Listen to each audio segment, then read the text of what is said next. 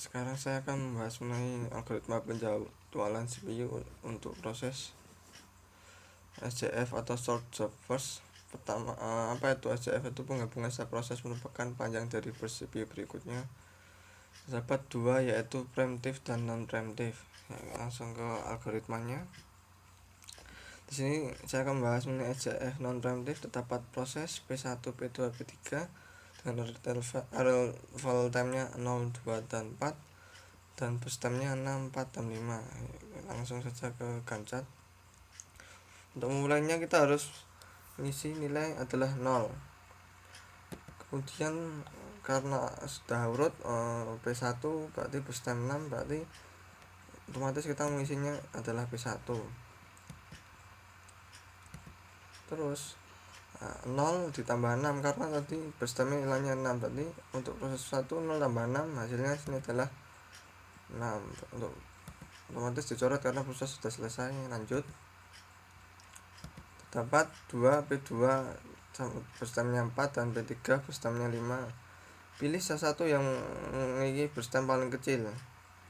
Karena bustam paling kecil P2, maka kita tulis sini P2. Lalu kan karena P4 berarti prosesnya berapa nilai yang ada di sini? Berarti 6 ditambah 4 adalah 10. P2 dicoret karena sudah selesai. Sekarang terakhir adalah P3. P3 sama dengan 5, berarti kita otomatis terakhir adalah P3. Langsung kita tulis P3 berapa nilainya, adalah tambahan dari nilai 10 ditambah dengan bustamnya 5, maka nilai ada 15. Ya, langsung ke average waiting time-nya. P1 mengapa hasilnya 0? Karena P1 dimulai dari 0 dikurangi 0, karena proses 0 ketambahan dari proses yang sebelumnya tidak ada, artinya 0 kurang 0 0. Terus P2 berapa nih? P2 di sini bernilai 6. 6 dikurangi 2. 2 dari manakah? 2 itu berasal dari arrival time. Untuk menentukan average time itu burst time dikurangi arrival time, berarti 6 kurangi 2 hasilnya adalah 4. Untuk proses 3 sama. Proses 3 berapa di sini? 10. 10 dikurangi arrival time dari P3 4, jadi sama dengan 6. Jadi average waiting time-nya adalah 0 ditambah 4 tambah 6 adalah 10. 10 bagi 3 adalah 3,33. Ya, sekarang saya akan menjelaskan yang untuk preemptif. Terdapat tabel yang sama seperti tadi, langsung aja ke Gantt-nya. Pertama kita harus menilaikan nilai sama dengan 0, karena mulai dari 0. Karena proses sudah urut, kita mengurutkan dari P1. P1 adalah 6, maka di sini P1. Apakah nilai 0 pada arrival time itu lebih kecil dari burst time-nya 6?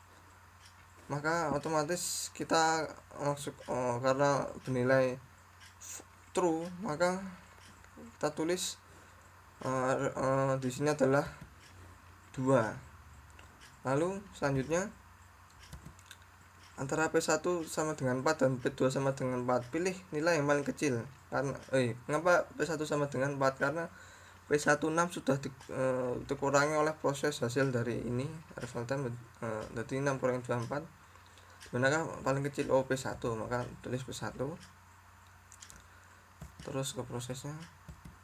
Apakah nilai 2 ini lebih kecil dari burst time pada P1? Karena bernilai false, maka P1 adalah 4, karena 2 ditambah 2 adalah 4. Proses selanjutnya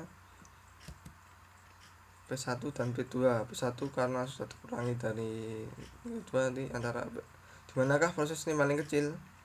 Ternyata P1, berarti kita tulis P1. Langsung ke proses.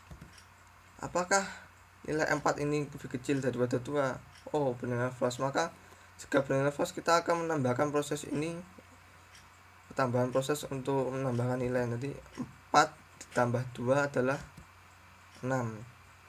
Dan untuk proses 1 selesai karena sudah habis karena tidak ini tidak memenuhi syarat. Terus antara P2 P3 dimana paling kecil? Paling kecil adalah 4, maka tuliskan P2. Masuk proses. Apakah 6 lebih kecil dari 4? Karena bernilai salah, maka 6 ini ditambahkan dengan 4, maka hasilnya adalah 10. Untuk proses 2 selesai karena tidak memenuhi, dan terakhir adalah P3. Otomatis terakhir adalah P3, kita masukkan P3. Apakah 10 kurang dari 5? Salah, maka pertambahan 10 ditambah 5, maka 15. Langsung ke average waiting time. Untuk P1, mengapa ada 3 proses? Karena pada Gantt-nya dapat 3 proses. Untuk proses pertama, karena P1 yang ini 0 ketambahan proses yang dari 0, maka 0 kurang 0 hasilnya 0. Yang kedua yaitu proses 2. Karena proses pertama ini 0, maka dari sini ke sini kan adalah 2 dikurangi 2, 0. Terus yang terakhir adalah proses keempat. Karena sebelumnya P1 mulai dari 2, maka 4 dikurangi 2, karena proses datangan ketambahan dari proses datang, berarti 4 kurangi 2 adalah 2, maka P1 dapat 0 ditambah 0 tambah 2, berarti 2. P2 ternyata nilainya adalah 6. Lalu kita kurangi 4, karena kedatangan dari proses 4, berarti 6 kurangi 4 adalah 2. Terus yang terakhir P3 10. Mengapa 10 kurangi 6? Karena kedatangan proses sebelumnya yaitu 6, berarti 10 kurangi 6 4. Dan akhir berarti nilainya average waiting time adalah 2 tambah 4 berarti 10 kurangi bagi 3 yaitu 2,67. Ya, sekian pembahasan mengenai penjadwalan CPU tentang SCF. Wassalamualaikum warahmatullahi wabarakatuh.